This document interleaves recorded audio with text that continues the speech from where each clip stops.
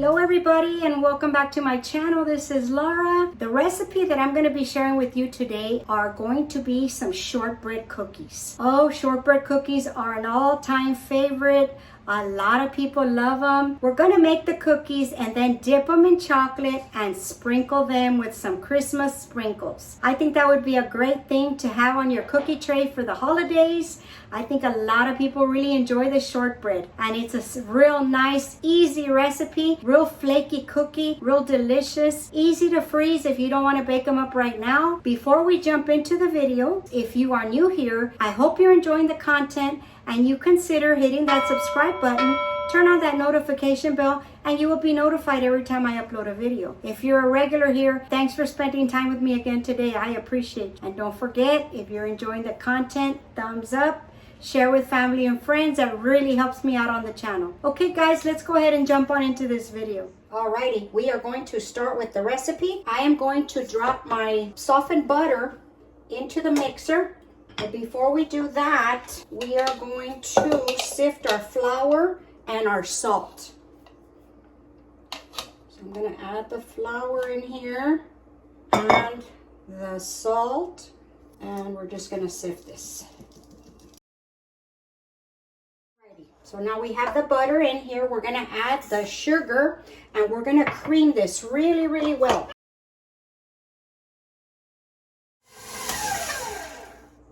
Okay, we're going to add in the vanilla, and I'm going to scrape everything down, because once we start adding the flour, you need all this butter to incorporate that flour. Otherwise it's too dry. But we're still going to give this a good whip. Okay, here we go.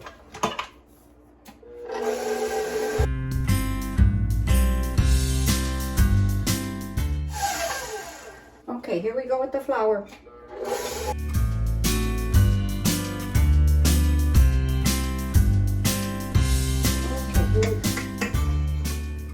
If you go slow with the flour, you won't have any problem with this coming together. So just take your time with this and you will have a delicious, delicious cookie. Okay, we're just going to knead it just to make sure it all stays together. And we're going to put it in the refrigerator. We're going to cut this into 2 pieces. I love shortbread. And you can make this into any size, any design you want. Okay, I'm going to cut this into 2. And I can wrap them separately. Your cutter here, and shape it the way you think you're going to cut it. I'm going to cut mine into little rectangles. So I'm already going to kind of shape it in that form. All right, I've got some saran wrap. I'm going to take my first one, plop it on there.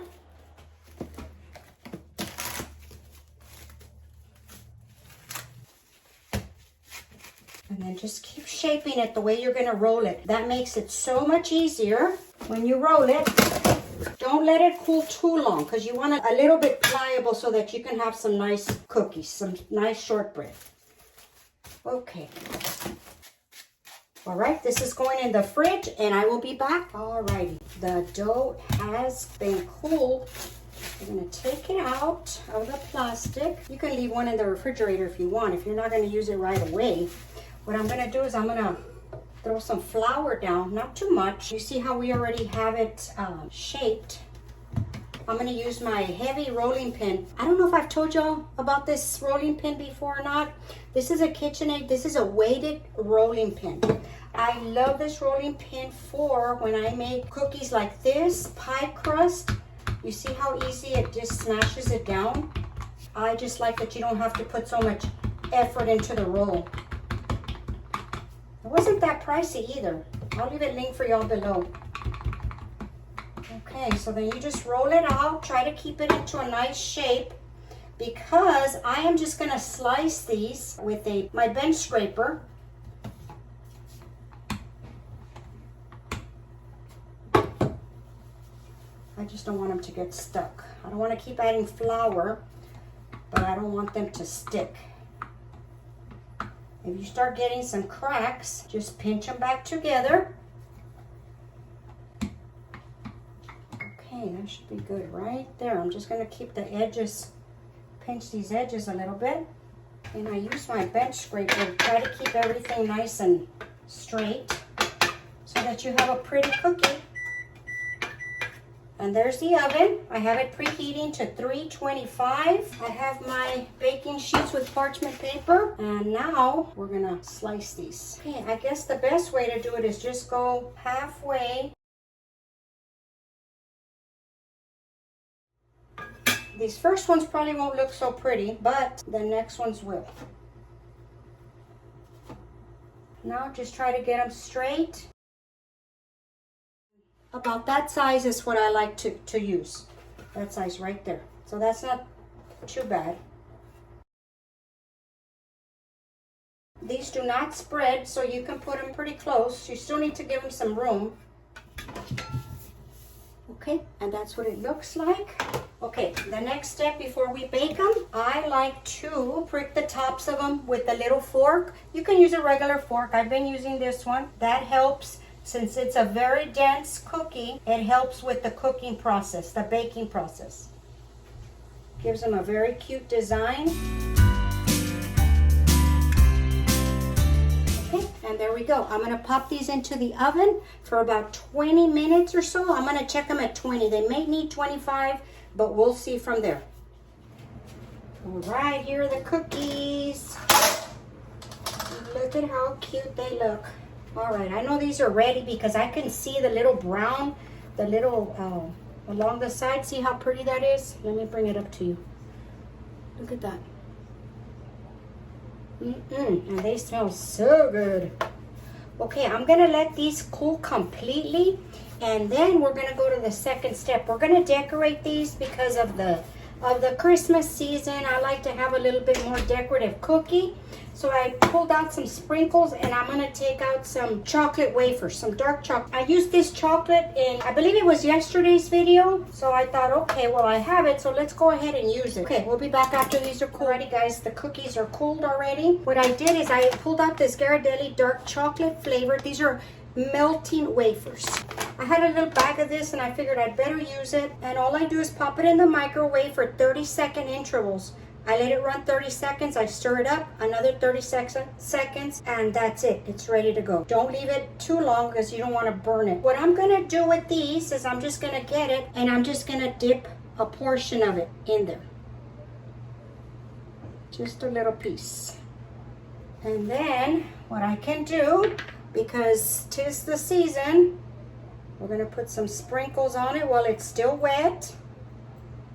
And then we will put it down on our cookie sheet with parchment paper. Of course, you design them however you like. If you want to put less than that, just a little corner, that's fine too. These cookies are so good. I love shortbread. Let's do some green. Yeah, I've got some little trees. I'm going to go ahead and use the little trees. I'm sure that's cute.